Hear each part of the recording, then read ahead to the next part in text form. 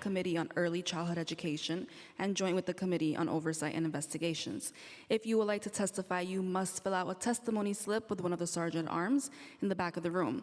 You may also submit testimony at testimony@council.nyc.gov. At this time, please silence all electronic devices and no one may approach the dais. Chairs, we are ready to begin. Thank you. Good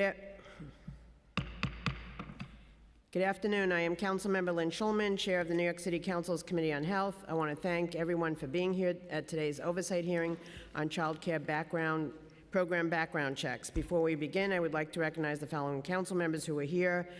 My co-chair, Councilmember Gutierrez, Councilmembers Wang, Councilmember Carr, and that's it for now. The background check process for employees at child care facilities is extensive and thorough, as it should be.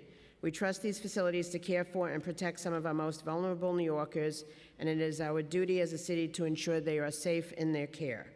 Currently, each prospective employee at a child care facility must submit themselves to a state criminal history check, an FBI criminal history check, a state child abuse and maltreatment registry screening, a state sex offender registry check, and a national sex offender registry check. While such rigorous screenings are necessary, this process can create backlogs and confusion over which agency is responsible for each part of the process. If our city's goal is universal child care, then we must ensure that the administration of that care, including the background check process, is as streamlined as possible and that new facilities and employees don't get held up in red tape. We must also ensure the relevant city agencies have the necessary bandwidth to complete these background checks and screenings in a timely manner. Unfortunately, it appears that DOHMH has struggled to keep up since the implementation of these comprehensive background checks. In 2019, the backlog stretched into the tens of thousands, and in 2023, 83% of child care providers reported staffing vacancies. These backlogs have tangible, costly, and sometimes disastrous consequences. For example, the Lightbridge Academy in Greenpoint, Brooklyn had space to serve up to 170 children and their families. They had to close in August 2023 due to a lack of cleared staff. At that time, prospective staff had been waiting nearly 5 months for clearance. This is not how city government should operate. I look forward to hearing from the administration about any progress made on this issue since our last oversight hearing on this topic in 2023, as we work towards solutions that ensure the safety of our children and that each child and their family has access to the child care services they deserve. We will also be hearing the following legislation. There are a bunch of things, so just be patient.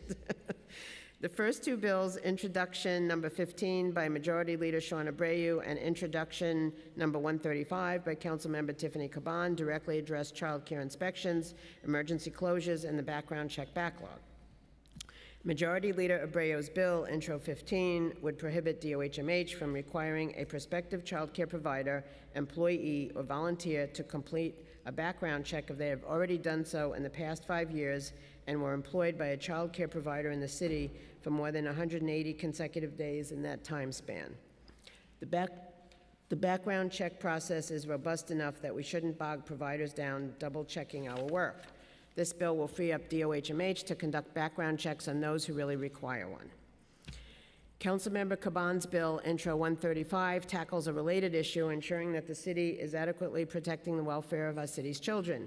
It would require DOHMH, upon issuing an order to close a child care center due to it being operated in such a manner that it may give rise to an imminent health hazard, to provide a copy of the closing order to parents or other persons who arrive at the child care center and to post a copy on the child care center's door.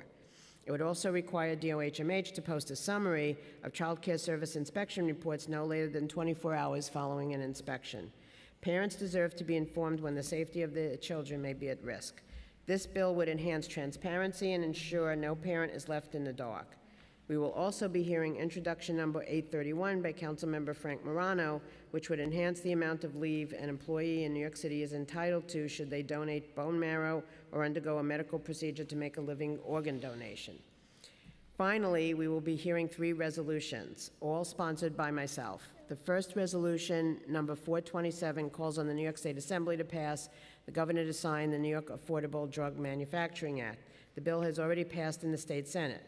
As we all know, the price for many generic prescription drugs like insulin is far too high. This state bill would direct the State Commissioner of Health to create partnerships, such as with nonprofit drug manufacturers, to increase competition, lower prices, and address shortages, making drugs more affordable. The next 2 resolutions are on the topic of vaccines. Pre-considered Resolution 1612 calls on the State Assembly to pass A3839 and for the Governor to sign S5852 and A3839. S5852 is already passed in the State Senate. This bill would require insurers to reimburse the total direct and indirect practice expenses associated with vaccinations. According to the American Academy of Pediatrics, vaccines are the second highest expense for many pediatric practices, behind only payroll. We must ensure that these vital healthcare providers are not burdened for providing such crucial service, especially in a time where vaccine rates are already declining. Resolution number 425 calls on the State Assembly to pass and the Governor to sign 3 pieces of legislation which require vaccines to be regulated, recommended, administered, and insured based on the recommendations of nationally and internationally recognized healthcare organizations, not just the Federal Advisory Committee on Immunization Practices, or ACIP, the CDC's independent board of vaccine experts. All 3 bills have passed the State Senate. The recent court decision, which temporarily blocked the CDC's new vaccine schedule and found that Health and Human Services Secretary Robert F. Kennedy Jr. did not follow federal legal procedures when replacing the members of the ACIP, is a win for public health, but we must reinforce our state's commitment to promoting evidence-based vaccine schedules. New York's vaccine regulations and requirements can no longer be tied to the CDC's recommendations. These state bills must pass. And by the way, I saw that the government is actually withholding a report that came out showing the efficacy of the COVID vaccine. That just happened, I think, yesterday or today. I look forward to discussing the legislation with the administration. Before I turn it over to Chair Gutierrez, I want to acknowledge we've been joined by Council Members Epstein, Ung, and online by Council Member Morano. I now turn it over to Chair Gutierrez to deliver her opening remarks. Thank you, Chair Shulman. It is a delight to co-chair a hearing with you, especially on the topic that you've covered multiple times and that you are such a great advocate for. Good afternoon, everyone. I'm Councilmember Gutierrez, Chair of the Subcommittee on Early Childhood Education. We're excited to join the Committee on Health and Committee on Oversight and Investigations and their chairs, Chair Shulman and Krishnan, for today's oversight hearing on child care program background checks. Just last week, Emmy, you were here, so many of you were here. Thank you again. But just last week, I co-chaired a hearing on the immediate and critical need for early education teachers. But even if the 5,000 or so qualified New Yorkers showed up today ready to work, AKA how many we will need each year to fill the demand, we need to make sure our system is ready to process them and approve them as fast as possible. Background checks are a critical safety requirement in most jobs, but especially when it comes to safeguarding young children. Yet the current process has felt burdensome rather than an important step in safety. State, federal, and city requirements are layered on top of one another in ways that are not always well coordinated. Agencies seem to not always be coordinating, resulting in duplicative processes and delays. We should be leveraging technology to better align these systems, reduce redundancy, and create a more streamlined and transparent path to compliance. Let's use a real example. An education director completed fingerprinting in January 2024 as a director at a site in East Harlem and had receipts to prove it. Yet when she was submitted for a new position in September of 2024 in my district, those records cannot be located or used. There was no communication until October, and only after repeated follow-ups from their team and my office, when she was told that the fingerprints had been lost. She immediately redid the fingerprints, resetting the clock entirely. What should have taken weeks stretched into months, with unclear handoffs between agencies and no defined timeline or accountability. Ultimately, the delay was so prolonged that the candidate left the job altogether end of November, still not cleared, further delaying the center's reopening and impacting dozens of families. Providers at another location were told an application was out of compliance with Article 47 from the state rules because those rules had changed. There was no formal rule change or guidance explaining this shift. My office also got conflicting information from both the city and the state on this rule change. This point of clarity took months to clear up. Under federal law, any staff member who works in one of the city's 10,800 licensed or registered childcare programs must complete a comprehensive background check every 5 years.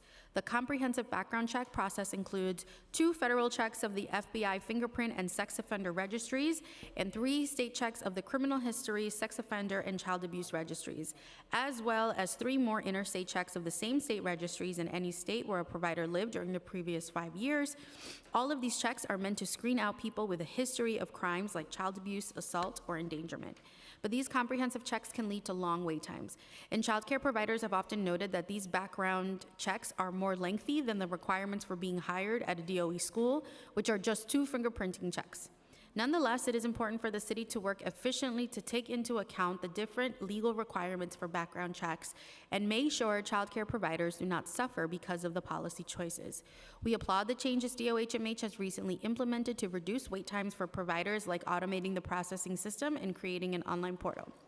However, even though DOHMH has reported that the average wait time for a check was 36 days, providers have testified to the subcommittee that background checks can take more than 3 months. We heard from them last week. If the city is looking to implement a universal childcare system, it will mean hiring a lot more childcare workers over the next several years. So today, we will pull apart how to speed up this critical process. I also want to acknowledge the Department of Investigation, who couldn't join us today. While their role may be, in their words, minimal in this process, it is consequential. This committee looks forward to further conversations with them to improve processes. Thank you to the members of the subcommittee who have joined us. I would like to thank the subcommittee staff, Julia Goldsmith-Pinkham, Katie Salina, Grace Amato, Andrew Lane Lewis, and Margaret Barnsley, as well as my own staff, Anya Lear, Frank Hulka, and Ella Lau for their work on today's hearing. Thank you, Chair Shulman. I turn it back to you. Thank you. I want to, before we go on, I want to acknowledge we've been joined online by Councilmember Ariola, in person by Councilmember Lee, Williams, Riley, and Joseph. Owen has quorum, so Morano can speak if he wants. Oh.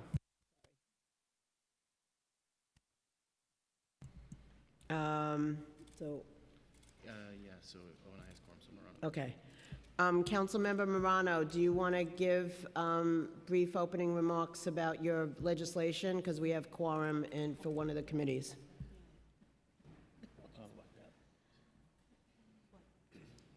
Councilmember Morano just stepped away. He'll be back in about 2 minutes. Councilmember. We have to move on, so we'll get to him in a little bit. I will now turn it over to committee counsel to administer the oath to members of the administration. Good afternoon.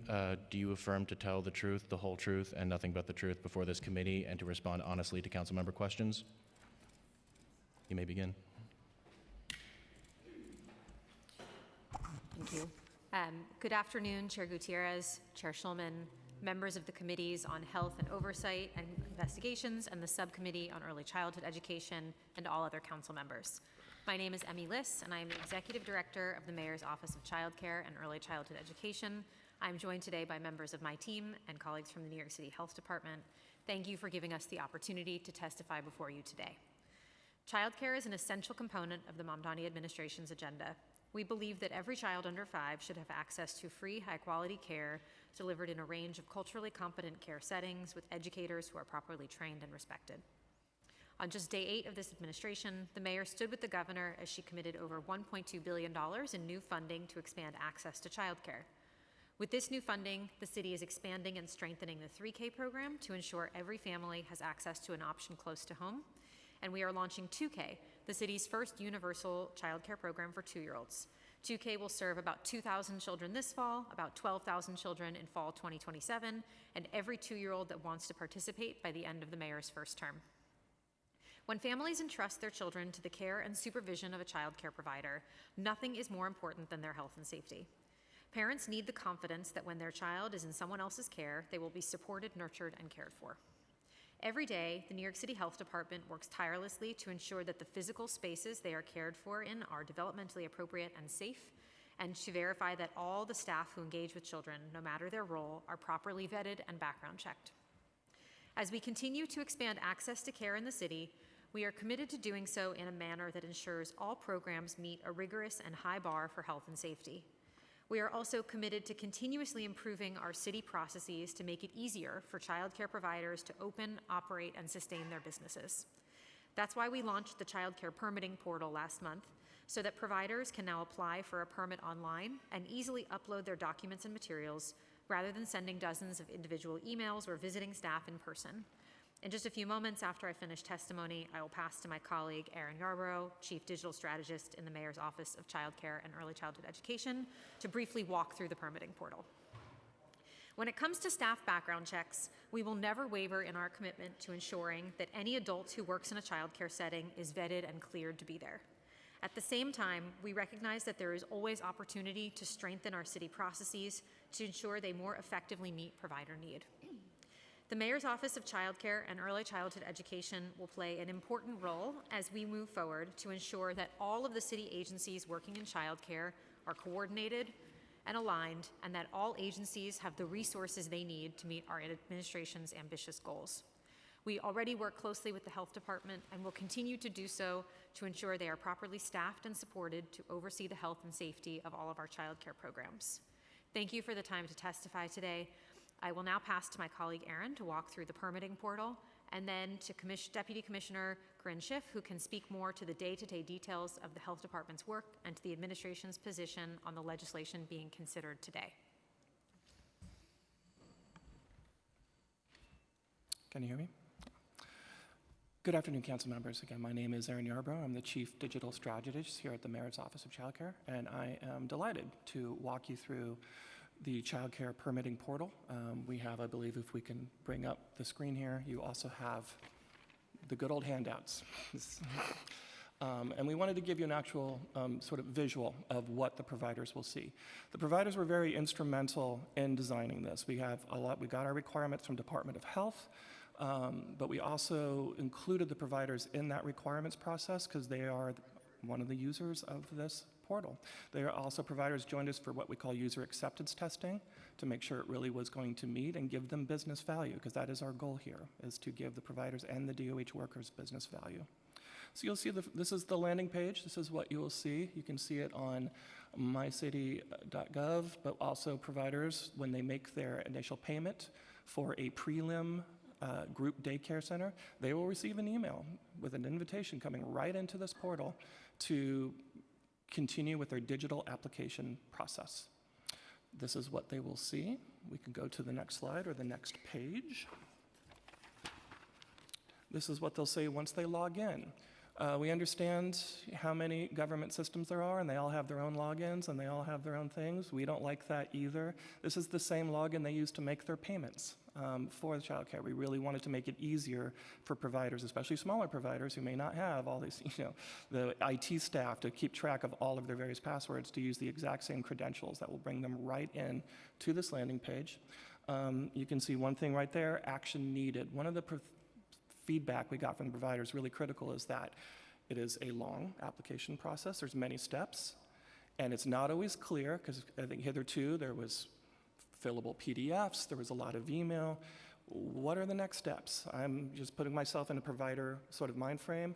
I'm applying for group daycare.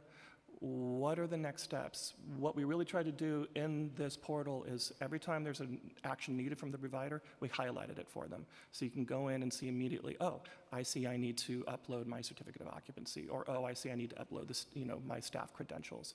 Also, there's very much an email communication. Whenever we make a status update on this portal, we often email the providers with that status update. So you can always log in and see your current status of your application and what the next steps are. We're also emailing them automatically. If you go to the next slide. This is, I think, one of the breakthroughs we said is we took a complicated process and broke it down into milestones. And this is by provider request. They just want to know, what are the steps and what do I need to do for each step? So you'll see here there's site visibility, viability inspection, architectural review, NYSI buildings and fire department approvals, program details. For everyone, we broke it into milestones. Some of these milestones are concurrent, so we don't like to block them if they can also work on, like if they're getting their certificate of occupancy, they may be able to work on other things, such as uploading their staff credentials. So we try to be very fluid there, but this is very much by provider request. They wanted to come in and see again, what are the steps, where am I in the step process, and what do I need to do? And you'll see examples of here. You'll see one, action needed, step rejected by caseworker. We're trying to be very good with communication, because that's what we heard from DOH workers who are very dedicated to this process, as well as providers, is communication is the hard part, right? When you have a long application process, what do I do next? I need to be very clear about next steps. So we really tried to highlight things. If maybe a document was rejected because it was out of date, we immediately highlight that for the vendor. We alert them. We bring comments over from the DOH worker working on that case so that you have it all in one place and you can move forward. If we can go to the next slide. That's a little blurry. There's better. Again, milestones are broken into steps. So this is, we just break it down step by step, milestone by milestone. So this is a further example of this. Green is the happy path. It's been completed. If something is pending DOHMH approval, maybe the provider has submitted some paperwork or an architectural document and DOH is reviewing it, then that'll be apparent here as well in the portal.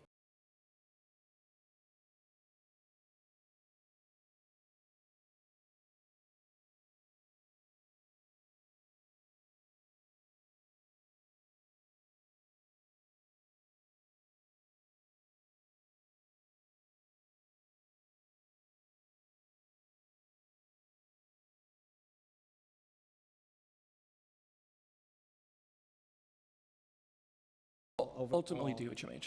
Okay. Yeah. All right, go Scheduling. ahead. That's okay. Scheduling, another pain point we heard from providers. You have to schedule inspections. You have to inspectional early childhood education supervisor meetings. There's a lot of meetings. We've all tried to schedule meetings in this room. We all know how fun that can be when there's a lot of people. It's emails back and forth. When are you available? No, I'm not. Oh, wait, I got to move it. So this was a huge pain point. And what we did is we have online real-time inspections. If I'm a provider, I'm logging in right now. You'll see this screenshot here. DOHMH workers, in this case the inspector, have already put their availability in. I, as a provider, can just click which ones work for me, so I don't have to sort of second guess. That goes directly to DOHMH, and then they'll receive, once it's approved and confirmed, they'll get a confirmation. Providers reacted very positively to this particular feature, and so did DOH, because it takes, scheduling takes two. If we can go to the next slide. Upload document. There's a lot of documents involved in an application, as I'm preaching to the choir. Architectural documents, staffing documents, government documents, tax documents, a lot. Hitherto, those have been delivered sometimes by email, sometimes by snail mail, sometimes by SharePoint download. This is a better way to do it. So the portal will tell the provider exactly what documents are needed. You upload them directly into the portal. Those go directly to DOHMH. And there's always a receipt, so the provider can look through and see exactly what documents have been submitted and the current status of those documents, if they've been accepted by DOHMH, returned by DOHMH, or in process of review by DOHMH. If you go to the next slide, please. Chat. We heard from DOH workers and providers that the email can get really out of hand because in some cases, it's multiple staff of the providers working on an application, and it is almost always multiple staff on DOH working on an application. You send an email to one person, maybe they're out of office. Maybe that's not the person, you meant to email the inspector. Instead, you emailed the early childhood education consultant. So we're bringing them into a chat feature. We're encouraging the use of chat. Basically, the entire communication realm, everyone in the application that's assigned to this application at DOHMH has access to the chat. So you don't have to worry about, oh, did I send it to the wrong person? You sent it to DOHMH. Everyone who is assigned to your particular application has access to the chat. So what we have here is one complete record of all the communication for every application that goes in. This is much better than scrolling through emails, trying to figure out who you sent it to, and did you include the right person? So this is a feature also requested by and very much anticipated by the providers. We go to the background check. There we go. So as I've already known, there'll be more testimony about the background check system. Providers can go in, they go online, they enter the staff that they need cleared, and there's various process. There was not until this provider portal a place where a provider can go like, I want to see everyone I've submitted for background check. I don't just go to one by one. Everyone associated with this particular application, from your education director to your food service worker, everyone there, I want to know what the current background check status is. So you can see that here. We created a background check dashboard.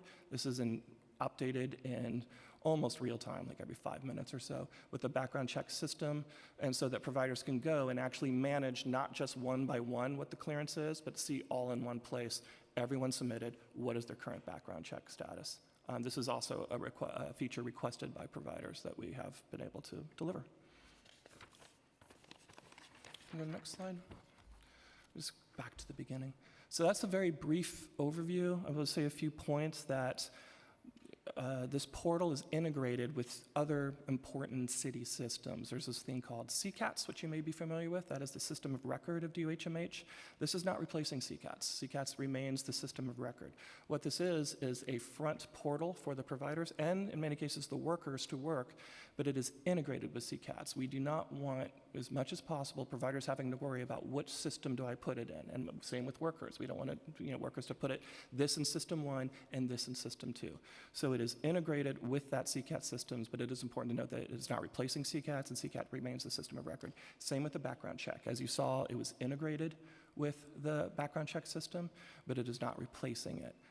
And from the user perspective, we want to make it as seamless as possible. So what we do like to do is instead having 4 operable systems, you have to log into each one, have the systems talk to each other, have all the information in one place. And that's what we tried to deliver here. Thank you. Thank you very much. And before we get to the Deputy Commissioner, I just want to commend you for putting this together so quickly for us to see. It's very impressive, and we appreciate, Emmy, I know you're new and, in this role, but we appreciate everything you guys are trying to do to make this process easier for our kids. So with that, I'm going to ask Commissioner. Thank you. Good afternoon, Chair Schulman, Chair Krishnan, Chair Gutierrez, and members of the Committees on Health, Oversight and Investigations, and the Subcommittee on Early Childhood Education. I'm Corinne Schiff, Deputy Commissioner for Environmental Health at the New York City Health Department. On behalf of Commissioner Martin, thank you for the opportunity to testify today on our work to promote safe, quality childcare. The Health Department is charged with protecting and promoting the health of all New Yorkers. One of our critical responsibilities is oversight of childcare programs. The department regulates childcare centers, programs that serve children under age 6 in standalone commercial locations, and school-based childcare programs which serve children ages 3 to 5 in a school with upper grades. New York State regulates home-based childcare, which serves children 6 weeks to 12 years old in a residential setting, and school-age childcare, which operates in non-residential settings to care for children in school ages 5 to 13, after school and during school breaks. The Health Department holds a contract with New York State to conduct some aspects of the licensing and background check processes and to inspect. Safe, quality childcare sets children up for a lifetime of positive health outcomes, and New York City has some of the strongest and most protective health and safety requirements in the country. Mayor Mamdani has been clear that maintaining New York City's high health and safety standards is a key component of the city's universal child care plan. Every provider who applies to open a child care center in New York City undergoes a rigorous vetting process, and once the program is operating, the Health Department conducts unannounced inspections to promote compliance with health and safety mandates. We make inspection results available on our website, Child Care Connect, and provide recent inspection history and other information on a performance summary card posted at the program entrance. The department's work on background clearances is the subject of today's oversight inquiry and of Introduction 15. Since 2019, the Health Department conducts a comprehensive background clearance for anyone working in a child care program who may have contact with children. Federal law requires us to process the clearance application within 45 days, and I'm pleased to report that after years of extensive backlogs, our median processing time is now below the 45-day mandate. We continue to upgrade our technology to improve efficiency and anticipate further improvements in our turnaround time.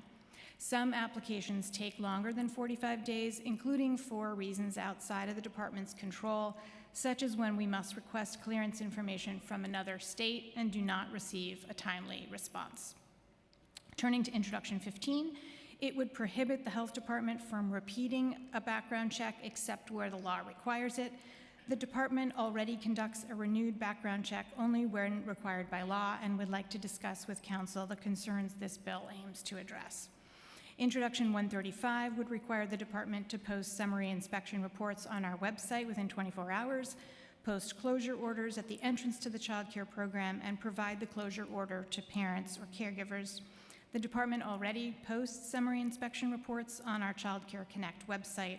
Our inspection system uploads these reports overnight, and they appear the next day. Regarding closure, the vast majority of the city's child care providers offer safe and loving environments for children. There are times, however, when we identify programs operating unsafely. In those cases, we require the program to close, correct the deficiencies, and update their protocols. We know this closure can create a hardship for families, and we do not take this step lightly. As part of the closure process, we require the provider to post the closure order at the program entrance and distribute closure information to families. We would like to work with the council regarding the best way for the department to provide closure information directly to families. Thank you for the opportunity to testify. I'm happy to take questions. Okay, thank you very much. A couple of things before we get to questions. One, we've been joined by council members Felder, Brewer, and I also want to turn it over to our other co-chair, Chair Krishnan, who's the chair of the Oversight and Investigations Committee, for his opening remarks. Good afternoon. Thank you so much, Chairs Shulman and Gutierrez. It is an honor to partner with you all for today's hearing on a critically important issue for our city. I'm Councilmember Shekhar Krishnan, Chair of the Council's Committee on Oversight and Investigations, which provides oversight of the city's Department of Investigation, or DOI. I would like to thank Health Committee Chair Shulman and Subcommittee on Early Childhood Education Chair Gutierrez for co-chairing today's important hearing on child care program background checks.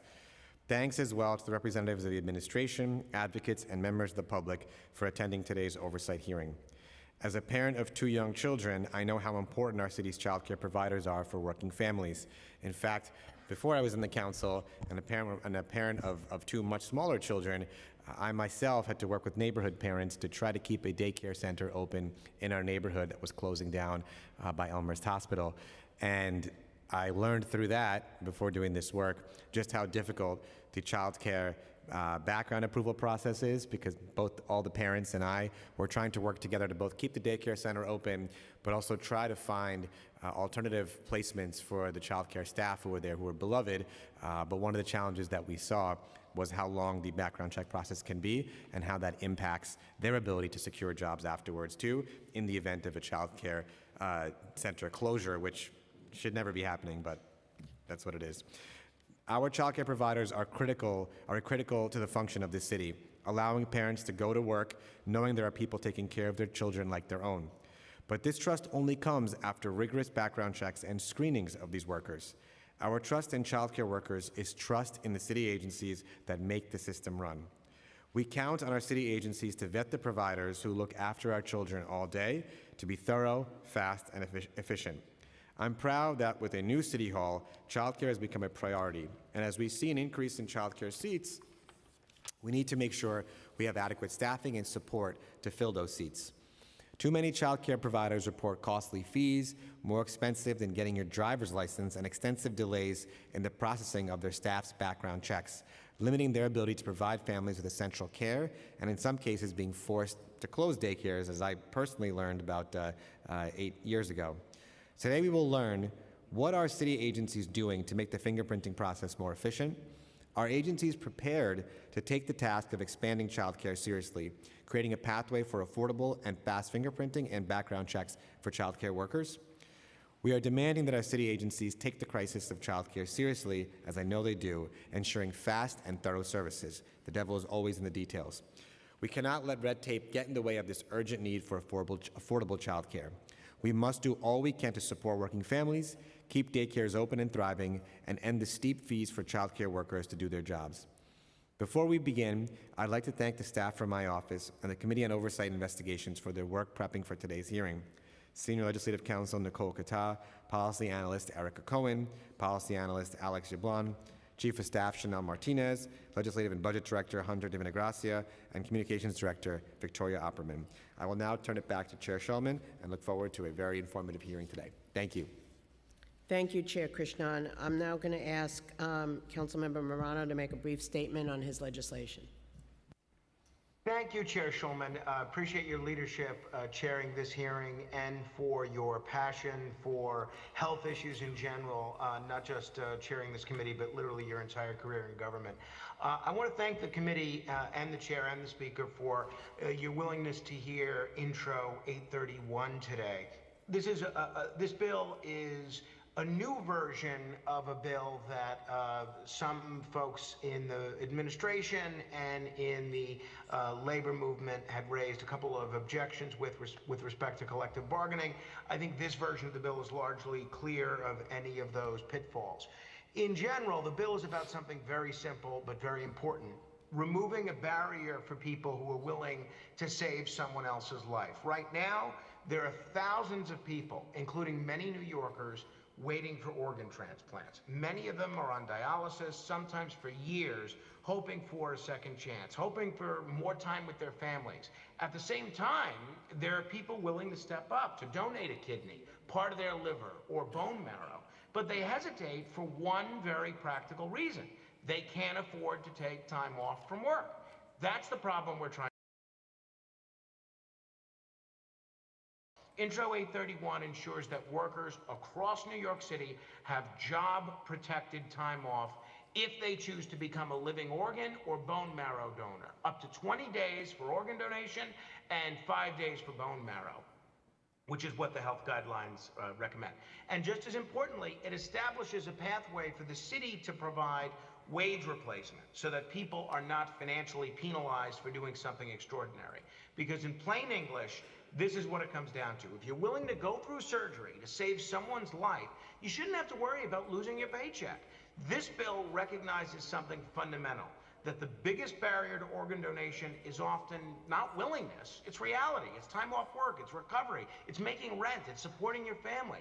This legislation is about removing that barrier so more people can step up. And I'll tell you, the issue is very personal for me, because for years, first on the radio and now as a council member, I've heard from people waiting for transplants, people stuck on dialysis, people hoping for that call that could change everything.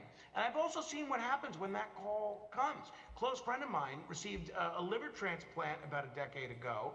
Transplant gave him 10 more years of life, 10 more years with his family, 10 more years with his friends, time that meant just everything. And that's what organ donation does. It gives people time. It gives families memories that they otherwise wouldn't have. This bill has evolved through the legislative process, and I appreciate the input from the administration and from my colleagues and from the labor stakeholders. I think the version before you today reflects a thoughtful, citywide approach that expands protections to workers beyond the city workforce while addressing the concerns that were raised with respect to collective bargaining. It sets a baseline right to leave, it protects workers from retaliation, and it ensures that this benefit can't simply be waved away without something comparable in place. At the end of the day, it's not a partisan issue, it's not an ideological issue, it's a human issue. It's about whether we as a city are going to stand behind people who are willing to do something selfless and sometimes something life-saving. And it's about making sure that doing the right thing doesn't come with a financial penalty. I urge my colleagues and the public to support Intro 831. I thank the committee sincerely for its consideration of this bill today. Thank you, Chair. Thank you, Councilmember Morano. We will now move to the Q&A portion of this hearing. Right before we do that, I want to thank the Health Committee staff, Josh Newman and Elizabeth Autst and Chris Pepe, who's not here today, the committee counsel, and my staff, my chief of staff, Jonathan Boucher, Kevin McAleer, my legislative and budget director, and my comms director, Sammy New. So I want to start off with DOHMH. How has the background check process at DOHMH changed since we last had a hearing on this topic in 2023? And can you walk me through the process step by step? Yes, thank you, Chair. When we met in 2023, I believe we had only recently launched our online portal, and it's really been a dramatic change since then. And so many of the stories that you have all told in your opening comments, I think we have moved beyond a lot of those issues. So since that time, we now have a staff of 60 who work solely on background clearances, in addition to other staff who have other roles, but who spend some of their time on background clearances. And most importantly, we have an online portal so that providers can enter their background clearances into this portal rather than sending us applications by email. During that period, when we were first given this federal mandate in 2019, we were taking in applications by email, and literally our computer systems were crashing under the weight of those. We launched that system in May 2023 and things have dramatically improved. So the process is that a person who will be working with children in childcare do two things. They enter their information into our portal, which, like the provider portal that Aaron demonstrated, was designed with input from providers and user testing with providers at the time that we launched a couple of years ago. And you also go to get your fingerprints taken. Another change that was made a couple of years ago is, rather than having to go to DOI to get fingerprints, the city entered into a partnership with a private fingerprint provider, which has offices all over the region. They have long hours. They are open on the weekends. So that was a big convenience for people to be able to get those fingerprints taken. Once those fingerprints have been cleared, that person is then able to begin working at the program under the supervision of a fully cleared person. So they don't have to wait until the entire process has been completed. They can get started working. Meantime, we go through all of the other clearances.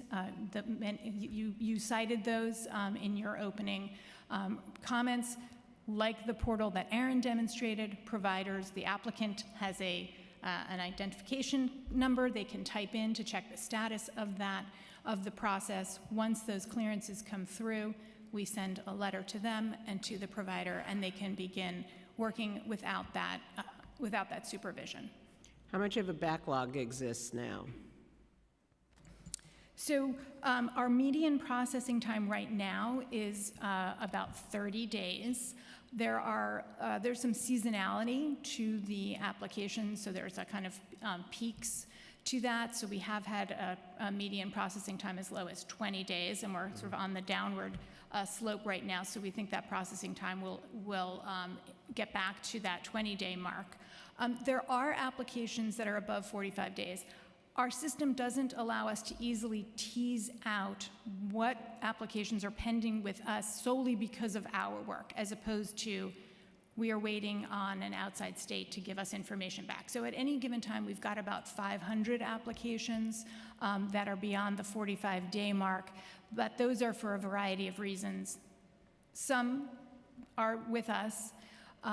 We're still continuing to make improvements in our turnaround times, as I said, but many of them are because we are waiting for results from out of state, a person who has worked out of state in the prior 5 years. We need to check those other state clearance information. Sometimes it takes us longer to get information back from the state central registry than other times, so that can cause a longer time period for processing. There are times when providers, the applicant has made typos in the application, and so that is something we need to have them correct. We've just recently, about maybe just a couple of weeks ago, did an upgrade to the system to have people re-enter certain information, which is a common thing that you see in applications, so that'll cut down on typos. So those are some of the reasons, but at any given time, that's about how many we have that are beyond the 45-day mark. And do you have plans in terms of lowering those 500? I mean, 500 is a lot. We are continuing to make upgrades to the portal So in all of the new releases, there are upgrades that we make that will improve our efficiency. As I said, some of those are outside of our control, and some of those things we are not able to change. But we are always looking to see where are there places where we can speed up some of those processing times. I'll say that when there is a situation where a program is dependent on that clearance in order to operate, say they have an education director, that is a key staff person that you need to be able to operate. If they are waiting for that clearance, we will handhold that application and do everything we can to get that through the system faster. Okay. So we do maintain constant contact with providers, and we try to move those through as fast as possible. Some of it is outside of our control. Okay, and that portal is separate from the portal that we just saw, so they're two separate portals? It is, and you saw where Aaron pointed out one of the screenshots where there is integration, but they are separate. Okay, and the integration, I mean, I know it's new, so we'll keep an eye in terms of it working and maybe enhancing the integration and all of that. Okay. Does DOHMH process background checks on behalf of OCFS for state-regulated providers? So our contract with OCFS, the Office of Children and Family Services, does include us processing parts of the background clearance for the state-regulated providers. Okay. How many background check applications across all child care program types are currently pending at DOHMH? So I can share the city side information. We're happy to talk to OCFS to see if they will share the data for the state regulated programs. At any given time, we get about 3,000 applications a month. Some months are busier. So in September, for example, we took in 4,200 applications.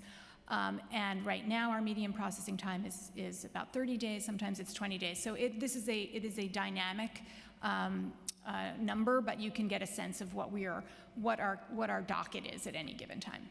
Is there someone that can be spoken to by a provider if they have a problem or there's a glitch, or like an ombudsman type person?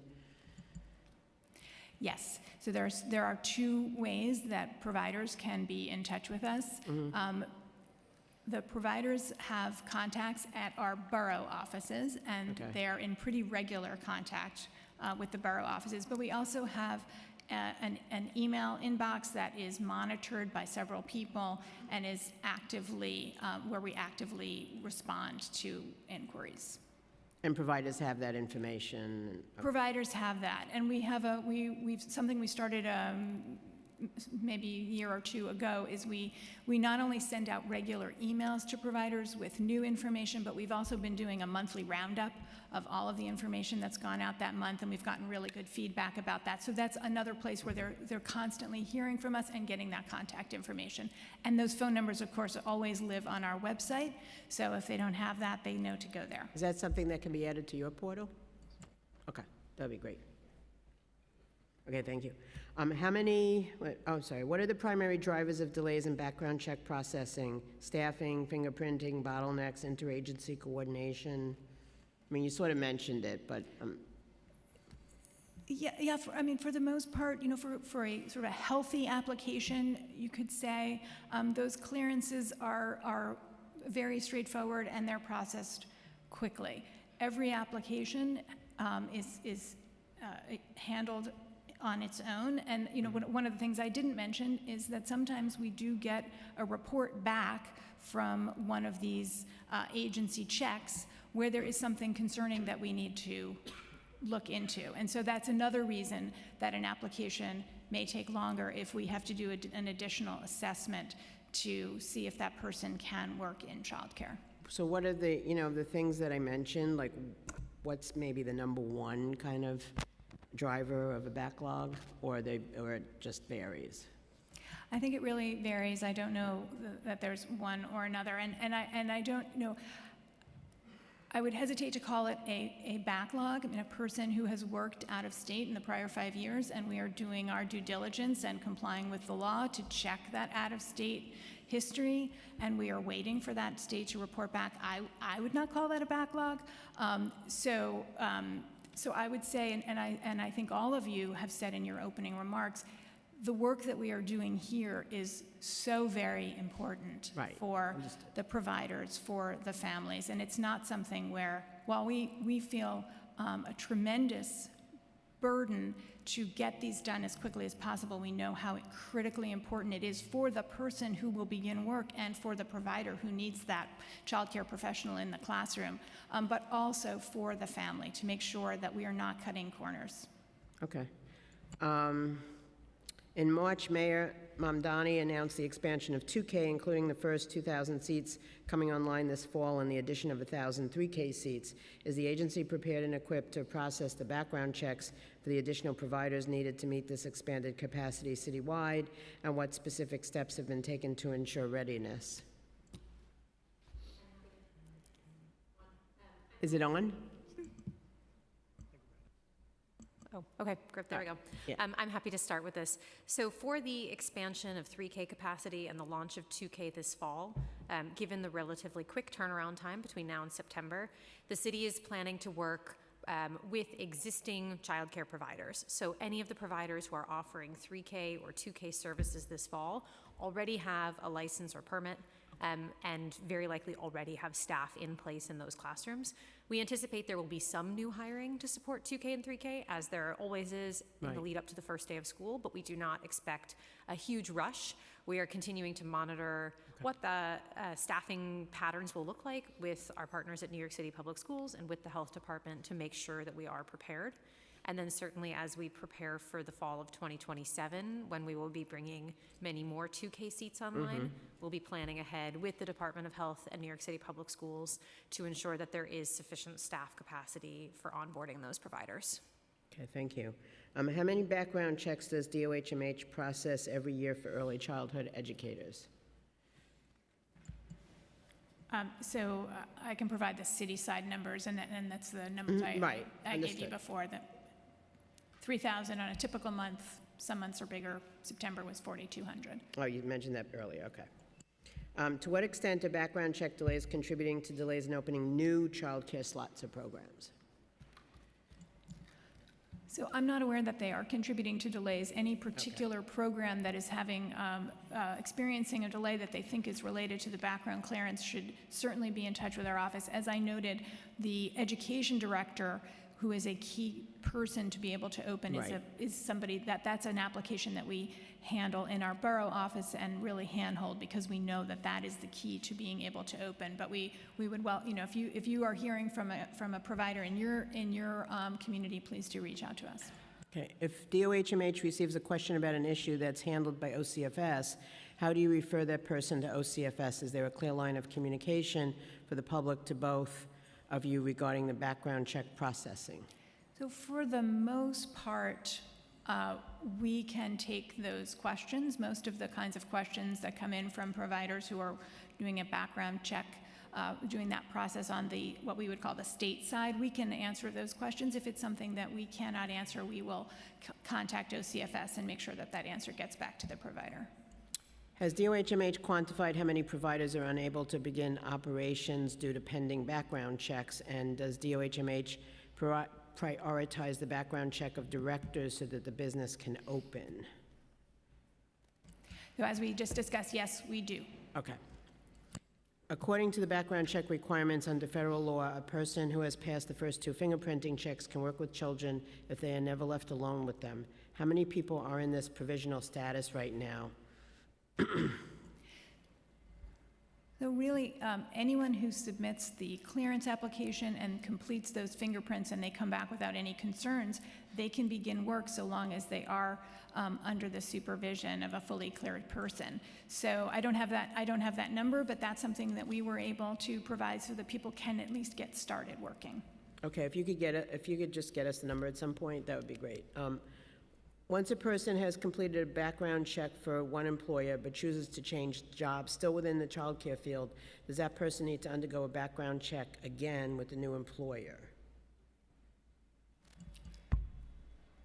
So a person who has been fully CBC cleared, so comprehensive background check cleared, and that clearance has been within the past 5 years, and there hasn't been a break in service in 180 days. If they want to change employers, Right. then what they need to do is let us know in the portal that they are changing locations, and then they are good to go. We will move their fingerprints over to this new. This is sort of on the back end. This is invisible to the child care professional. We will attach the fingerprint to their new employer, and there are a couple of the clearances that we will repeat, but that is invisible to the provider and to the applicant themselves. They can begin working as soon as they just let us know. Okay, how does DOHMH work with DOE to see whether an educator has already passed the 2 clearances necessary for working with DOE and with DOHMH?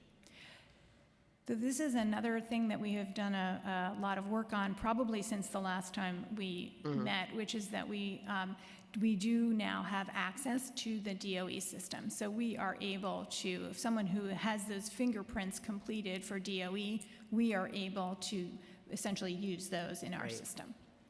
Now, I know, well, we had DOE here for another hearing, and they mentioned that, and you guys seem to be able to work really well together, from what I could gather.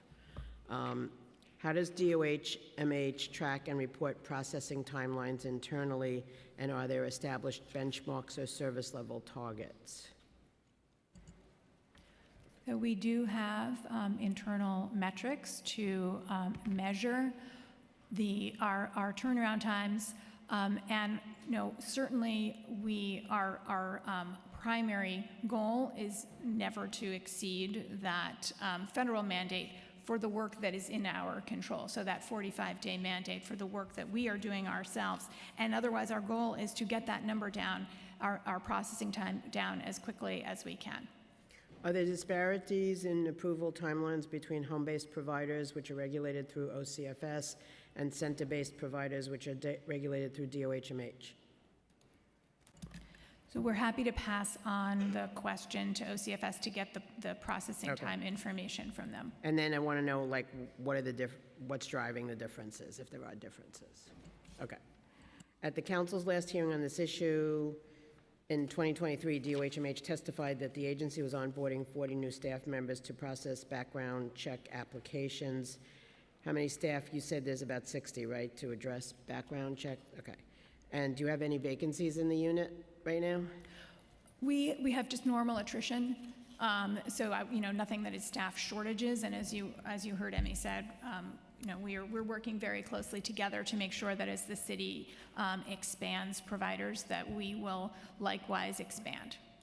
So given the recent announcement of the 2K and 3K expansion, does DOHMH need additional funding for additional staff to process the background checks? So we don't need funding now, and as you know from our budget hearing, we did get resources just even anticipating some of the initial expansion that you just heard about. But we are working very closely together to make sure that as the city's provider capacity expands, that our capacity will expand alongside that. Okay, great. We have our executive budget hearing coming up, so anticipate some questions. What are the costs associated with conducting a background check excluding fingerprinting, and who's responsible for covering these costs? Do you mean the agent, the health department's costs to administer the program? Is that?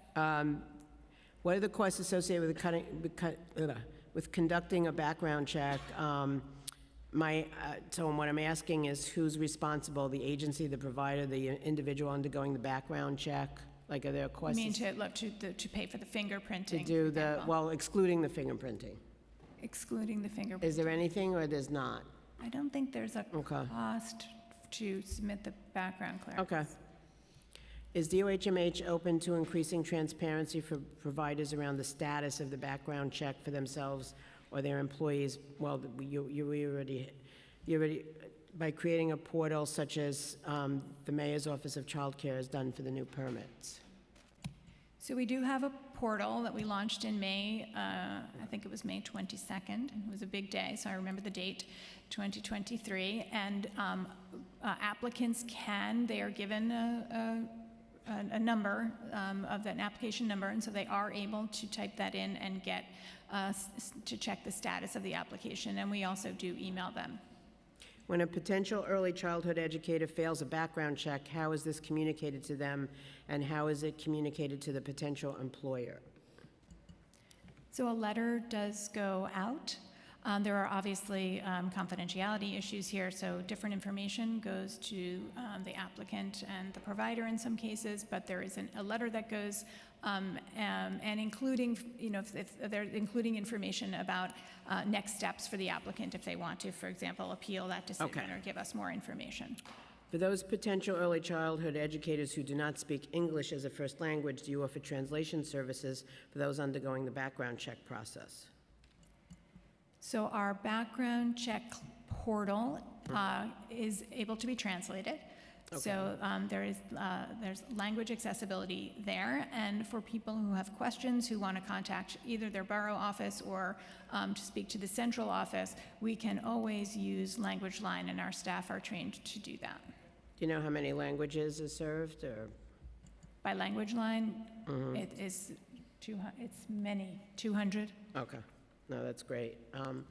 Now I'm gonna, I appreciate this, and I'm gonna ask Chair Gutierrez for questions on her end. Thank you very much. Appreciate it. Thank you, Chair Schulman, and I do have a number of questions for Hemi again, but I did have some follow-up questions for you, Deputy Commissioner. Thank you so much for answering everything. Let me just make sure I have my notes.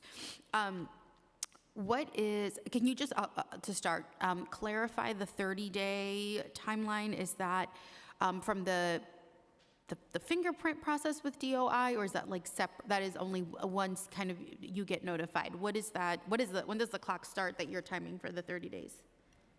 So that median time will be from when the time that somebody submits the application to us. Whether they have already gone and gotten their fingerprints, I don't know. Okay. You could do it either way. You can come to us. You could start entering after you've already gotten the fingerprints. Sure. Okay, that's helpful.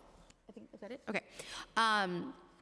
So you referenced kind of some of the areas that that the agency has improved on. What kind of a delay is a typo? Like, what is the level of a strain that a typo, and tell me, because on my end I'm like, a typo takes seconds, but what is, I don't know, is a typo like, I put the wrong initial here, I put a period where I wasn't supposed to go, like, because it seems like a significant enough error where it's creating a delay, but what is the turnaround on that? So it's an example of the kind of thing where if we get what we would call a healthy application, we can handle that much more quickly. If you reverse numbers in your Social Security number, sure, that's going to delay. All of these checks are dependent on that Social Security number. We don't know that there's been a typo in your Social Security number. So that's just the sort of thing. And 45 days is not a lot of time. So any of these couple of day issues can extend the timeline. And then thank you. And then you did mention, well, I'm just curious back on the typo. So it's not necessarily like spelling errors. It's like technical errors like this. Like exactly. So a date of birth. Okay. If you reverse your date of birth, the date, and so we don't have the correct date of birth, then that's something we may not discover. So as I said, we just a couple of weeks ago did a new release where we have you enter that twice. That's a way to reduce those kinds of errors. I don't know yet how helpful that is because we just released it, but that's the sort of thing, as we gain more and more experience, we can see what are the kinds of things that are tripping people up that we can fix with technology and just eliminate those. Okay. And okay, I think that was, I think I have some more, but I think that that's it just based on your responses. Thank you so much. I had some questions for the mayor's office and certainly want to hear from you, Erin. Thank you for walking us through this. I think it looks really good also. I don't know if you've gotten any credit for just the layout of it. I think sometimes, it's hard to put together these new sites and expect everyone to just jump in and fully understand it, but I think the layout is really, really easy, really forward, and I really appreciate that you were able to work with providers to put this together. Just based on this, though, can you clarify, are these for new applicants or new applicants and existing applicants? Currently, it's for prelims, what we call new applicants for group daycare. Okay. We do have plans to expand it to renewals. That is, in fact, we're talking with DOH right now to get those business rules, and we plan to, that'll think will be our next big release, because I know there's a huge demand for renewals and amendments as well. Currently, right now, it is just prelims, new applicants. Okay, and is there anything that folks should know about, this is really wonky, but about uploading docs? Because I think oftentimes, I'll use the example of 311, you can't necessarily upload a doc or a picture if the resolution is too low, or, just if I'm, someone who's interested in opening up a group daycare and I don't know this, how easy is it for them to upload documents to, or pictures that they need to, like, what is that communication with them while they're already here so that we don't lose them? Right. So you see in the screenshot there, we actually give some instructions like, look, we accept these kind of files. PDF is one, JPEG is another. A lot of people just take pictures of their documents, and as long as you can read it, that can count. So we try to give them that, and we try to give them a document size limit. It's fairly large. You'd have to do that. So we give them that up front. Some people are going to have issues, with that and what have you. There's sort of like a contact support thing if you're having trouble uploading a document. So we can, that will go to a help desk who can try to support them, but usually we try to tell them up front. We're finding, at least when we spoke to providers, it's going to happen, council member, obviously, but like it's the same sort of requirements that they're kind of used to at this point when they're uploading documents at their bank or any of the other thing. It's often the same requirements, but you're right, it can be a point of failure. And is the idea that once these new providers are utilizing this site, that they will continue to use this site every couple years? We're really trying to design it so it's not just a one and go. We hope those providers can stay in business and grow and prosper, so they're going to renew. We're going to have renewals ready by then. We have some information, such as that background check. So everyone every dashboard. home-based provider at some point will have to be transitioned to using this site? That's correct. Okay. Yeah. Okay. I'm sorry? Center-based, yeah. So what did I say? Home-based. You said home-based. Center-based, my bad. Sorry. No, we got to clarify. I just heard Thank centers. you. Home-based is state, and we would love to automate the state system. No. I want to be clear. I don't want to confuse anyone. Thank you, Emmy. Okay, great. Okay, and besides this new site, is My City only going to be used for this to the best of our knowledge? Do you want to take that? In its new iteration? So My City has both a parent-facing portal and a provider-facing portal. The parent-facing portal for My City is how families are able to apply and recertify for childcare vouchers, and the provider-facing side is where the provider portal lives. So both of those functions continue to be maintained. Okay, and that's fine, but just for the purpose of childcare at this point? Yes. Okay, great. Thank you. And for you all, and I know that this is obviously like part of the process, are there other ways, that your team is working with DOHMH to identify efficiencies or greater transparency in the background check process? So we collaborate very closely with DOHMH and with Deputy Commissioner's team. We meet on a weekly or biweekly basis to discuss and troubleshoot things that we are hearing from providers, things that we're observing in our regular work, and we're constantly looking at how we can make all of the city's processes easier for childcare providers to navigate. Okay. Is there, and I also want to be careful about using the word backlog, because I know that originally that was a word. I think it's great that we're no longer there. But I do think that just based on last week's hearing, and I'm sure some of the folks today, I think that 45 days is fast and is oftentimes not the experience of people that we're hearing from, right? No one's reaching out to say, hey, I got cleared in 45 days. Great job, DOHMH, right? Like, they're reaching out because they're like, we've been waiting for 3 months. So are there areas where, and this is obviously never to jeopardize safety, but are there areas where, like, do you need a bigger staff? What are some of the things that we need to be thinking about into this budget and the out-year budgets as well? Because I'm a little taken aback by the amount of people that we have at DOHMH to be able to do this work, considering how much larger we want to get. And also, I'm aware that, like, you're not, you don't have 3,000 people every month necessarily, right? It kind of ebbs and flows. But what are some of the things that you are thinking about to prepare? What do you need more of? So, first I would say, if you are hearing from a constituent provider that something is taking that long, the story that you told, they should reach out to our office, or you should reach out to our office, because that's something we want to troubleshoot. The 45 days is that federal maximum. That's our ultimate target, but we are aiming to turn these around much more quickly. And right now, as I said, our median turnaround time is 30 days. And when we are at a period where we have a more stable, a lower level of intake, our median processing time was 20 days. So we're not, our goal is to do this as quickly as possible with, as you just said, not sacrificing the care and attention that we give to these applications. As we are growing, as the city will grow, we will grow. And we are working, as Emmy and I have both said, working very closely together to understand sort of the ratio, I think you could say, of childcare programs. And it's a complicated formula, because it's not just the number of providers, but it's the size of those providers, the number of staff, and what that will mean on our side for us to grow accordingly. And I think we both feel confident that we're going to get that, because this is only going to succeed if we are able to process these applications in a timely way. Can you share if, once an application is submitted, is there a actual human reviewing these applications first? Is there some kind of tool that you all are using at some point of the process? So there are these multiple databases that need to be checked, and then if something comes back where there is some sort of flag in that person's background, there is a unit that does a health and safety assessment to see if that's a person who needs conditions on employment or who cannot be employed in childcare. But that initial, is it always a unit? I'm just trying to see if you all use any kind of AI tools to kind of even just skim through an application. I just want to be clear on, because sometimes the feedback that I get is like, we did submit this. It is in there, and now it's taking us forever to get in contact with our assigned borough person. And I have heard that feedback many times, Deputy Commissioner.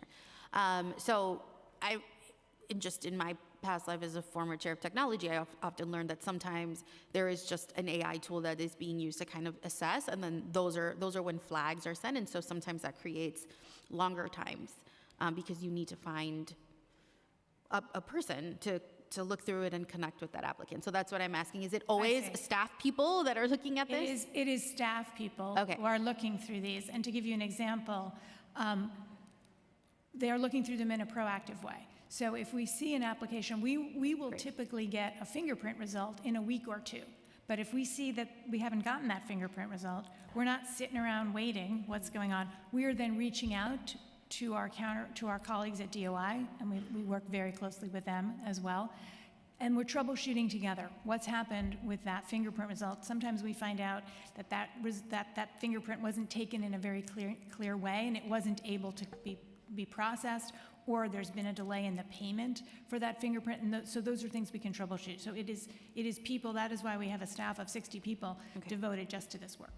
Great. I'm sorry that wasn't clear, but I just want to make sure that that there are people looking at that stuff, because there are some of these details that could get lost. Thank you. I mean, is the administration, and I'm sorry if you covered this already, but is the administration considering making background check clearances portable by individual educator?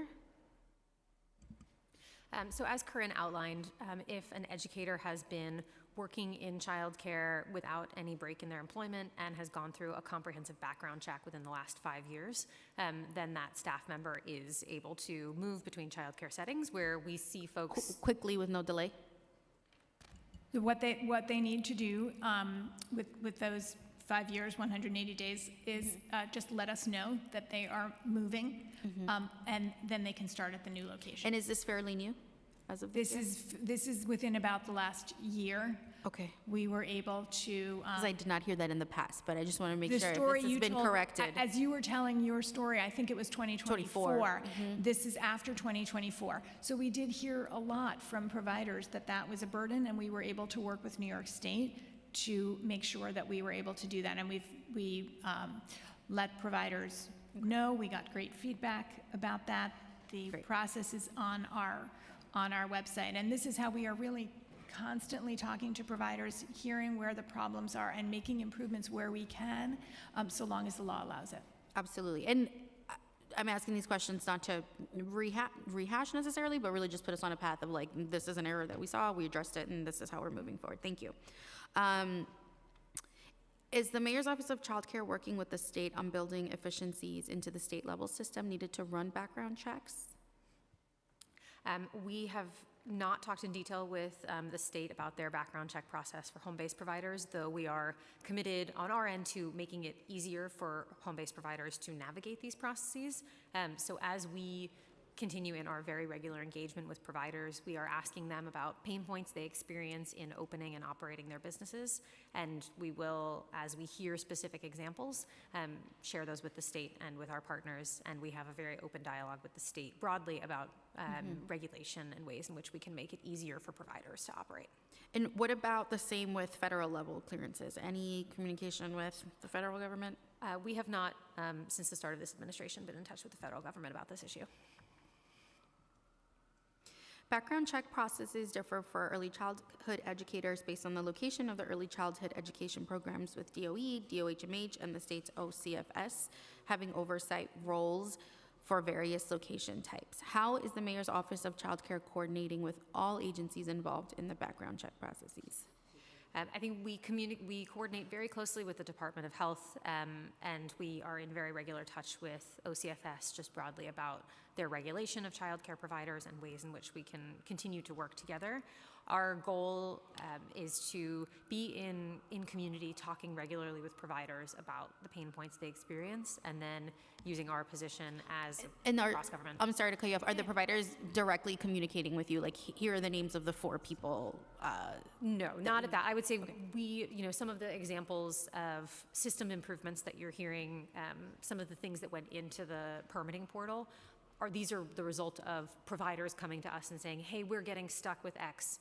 We can log into the portal, or our staff can log in and see their individual status, but I want to be able to see what's the status across my staff. And so that's why now in the permitting portal, providers can log in and see all of their pending background checks. So we're using the feedback we get from providers. Certainly if there are points of escalation that come into our office, we follow up right away with the responsible agency. And then as we hear from providers about the challenges they face and where we hear those as repeated trends, that's how we're looking to innovate and continue improving our systems. How big is the office now? How many staff members? We are in the process of growing. I think there are 7 of us now. Okay, all right now. That's great. We were 6 the last time you asked me. Come on. No. I just like to be updated, but I think that's great. I know. Yeah. I have a couple of more questions just on the portal, the site portal. Okay. Do you have a sense of what and I know you just launched, but do you have a sense of whether or not the average time to process a child care permit before the launch and now, has it improved? Are you able to even share that? I know it just launched, but like what when you launched it, were you like, we'd love to shave, I don't know, 2 weeks off of the product, whatever? Like, what were some of the goals that you all had before launching this?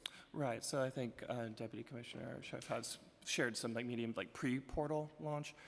So we're using that as a baseline. We didn't have a set goal like I'm going to shave off 5 days, I'm going to shave off 10 days. We obviously hope it happens more quickly using the mean a median average that DOHMH does. So it is too soon, right, because we would need a greater data set of completed applications just to measure it, against. And I know we were talking earlier about background check. I'm using a slightly different one, like the application, median. So, but we do intend to measure it, and our goal is to get better. Have we set? It's going to be 10 days less? Not yet. I think we need more data to set that, but essentially, we're hoping it shows a substantial improvement. Yeah. And I think if I could add to that, we both want to make the process faster, but also, frankly, just easier. I think this is a process that providers, and I know you've heard from them as well, have found to be frustrating in the past. They're sending emails, even just the example Aaron gave about trying to schedule an inspection.